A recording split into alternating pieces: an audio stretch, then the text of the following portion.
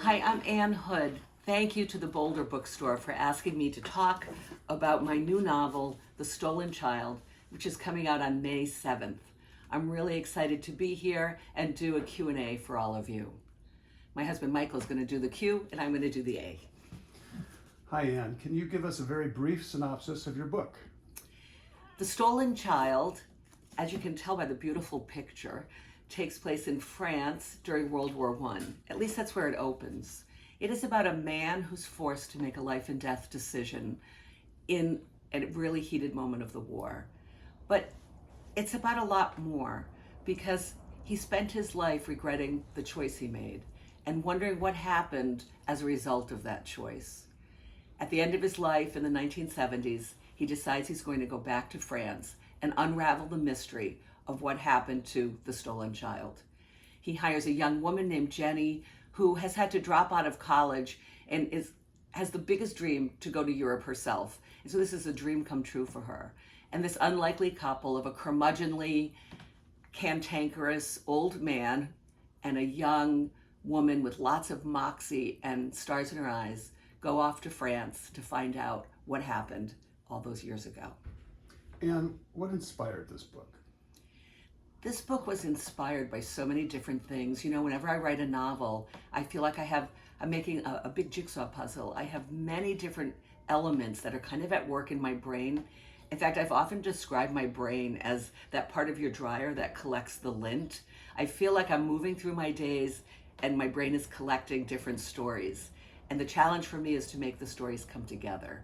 So the first story that came to me that I wanted to include in the book was about a man in the 1930s in Italy who, by happenstance, begins collecting people's tears.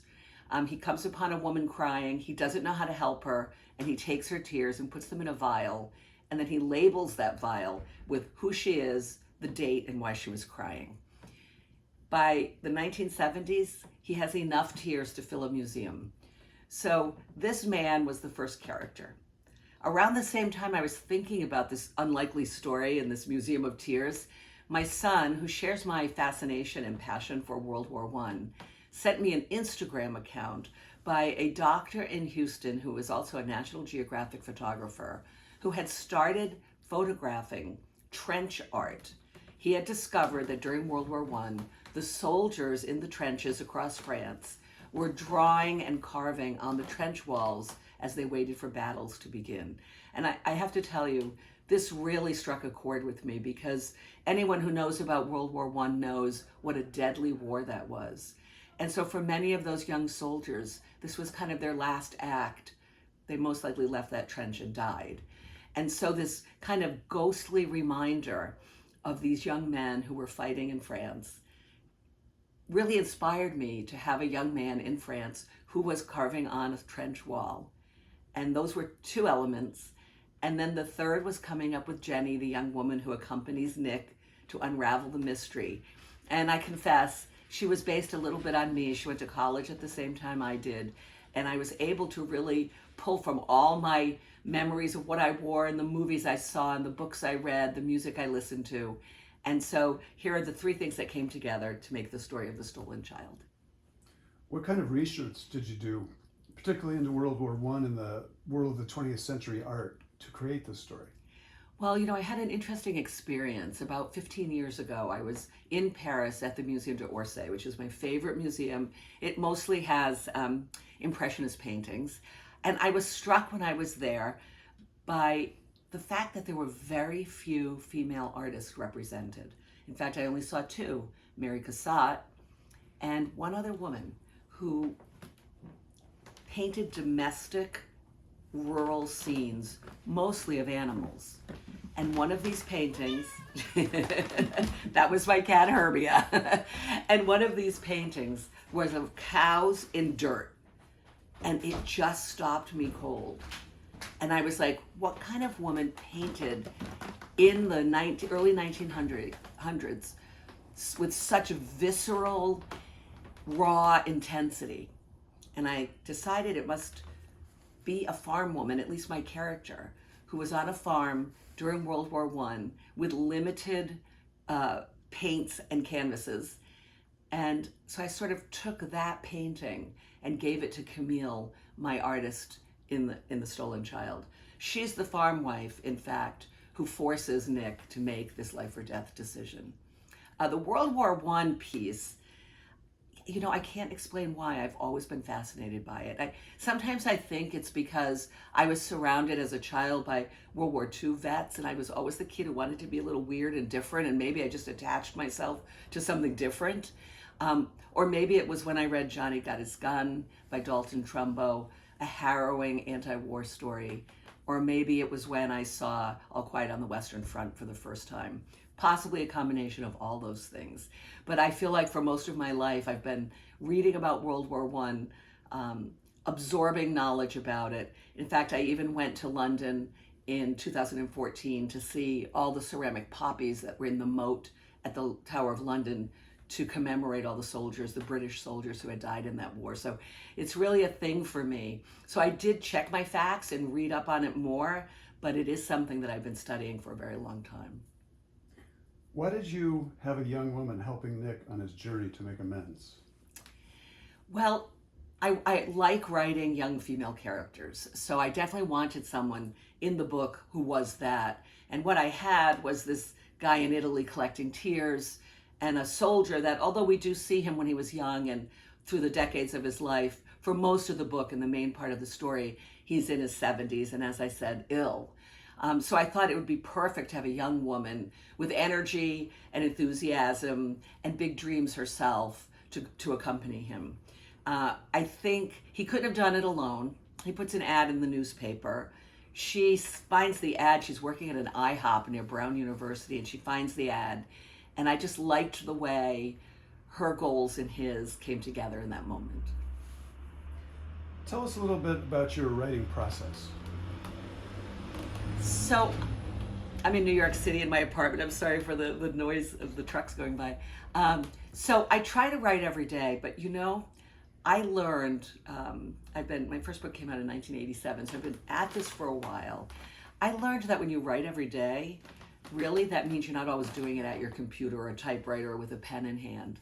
I always am thinking about the novel I'm working on, and I always make sure that I spend at least an hour, if I can't be at the computer, being in the story in my head, working through problems, developing characters and plot lines. When I do write, when I'm able to sit down and write, I like to do 2 to 3 hours a day.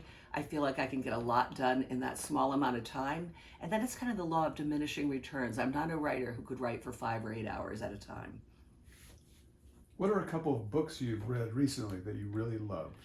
Oh, I just finished The Bee Sting. I loved it so much. It's this big, fat book about a family in Ireland. And it's told from the point of view of both of the parents and both of the children, a teenage daughter and a slightly preteen son.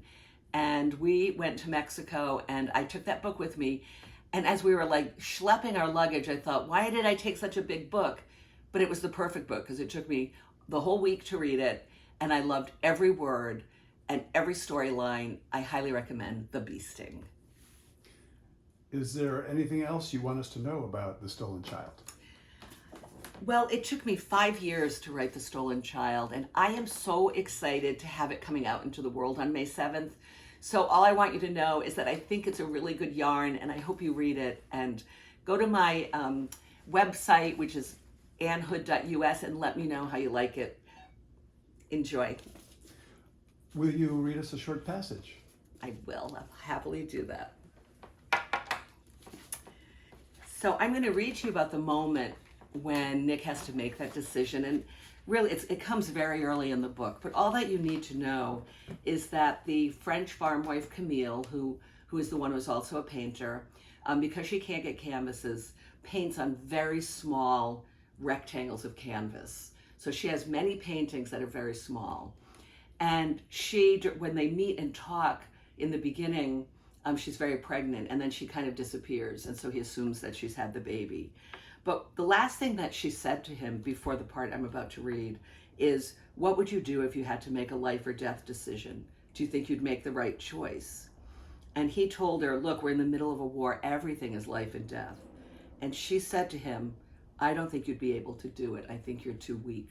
And so those words kind of resonate through the entire book. So I'm going to pick it up when the decision gets made. He didn't see her again for a week, until the night the Germans finally arrived. All those weeks down here waiting for this, Nick thought.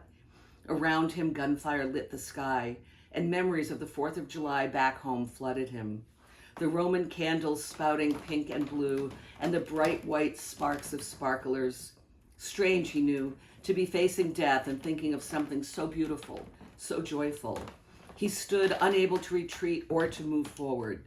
He would add fireworks to his drawing, he decided ridiculously. Men shouted in English and German, guns exploded, and still Nick could not move. Then a woman's voice. "Take them," she said.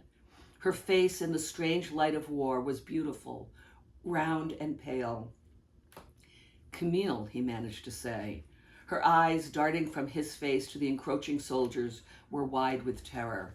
"Save them," she said, and she placed 2 small bundles into his arms. Nick glanced down, not knowing how he could do what she asked, how he could possibly save anything. One bundle, wrapped in coarse beige linen, had the corners of canvases jutting from it. The other, in a soft white blanket, revealed half of the sleeping face of a baby. "He is Laurent," she said softly.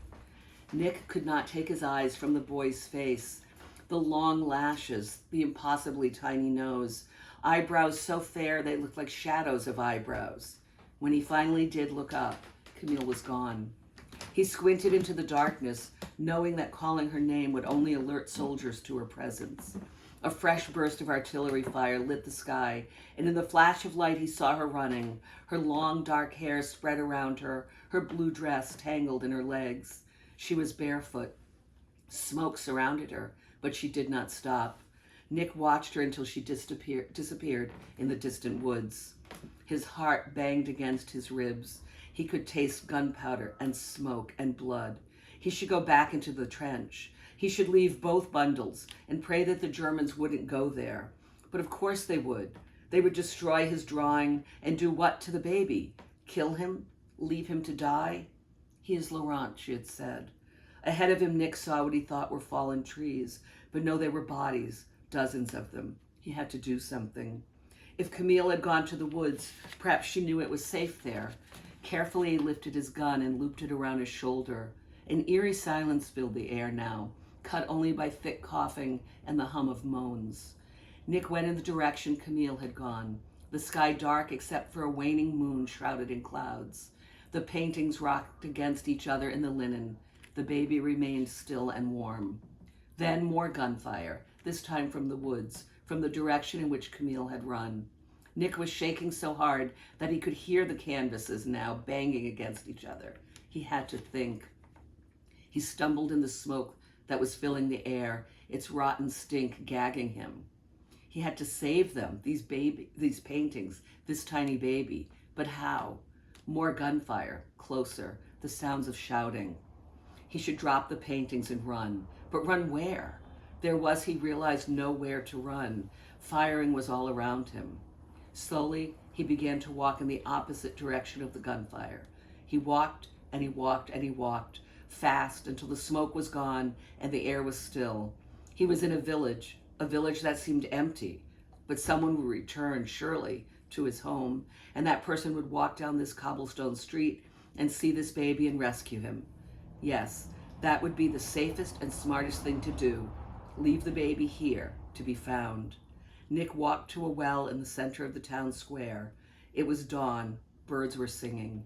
He looked around again. The villagers had fled, he supposed. Of course, though, they would have to come back. He laid the small bundle in the grass by the well. If he'd had paper and a pen, he would have written a note explaining everything. But all he had were his paints. So he took out the reddest paint and wrote Laurent on the well above the baby's head. Please find him, Nick thought. Or perhaps he said that out loud. He tightened his grip on the other bundle, Camille's beautiful paintings. Without thinking, he pulled a few out and tucked them snug beneath the baby. A thank you for whoever saved him. Or no, Nick thought, a bribe. Slowly he walked away from the baby. Somewhere not too far away, a rooster crowed, as if this were an ordinary day. Thank you again to the Boulder Bookstore and to everyone who's listening to this. I hope you enjoy The Stolen Child. When's it out? Out May 7th. Thank you.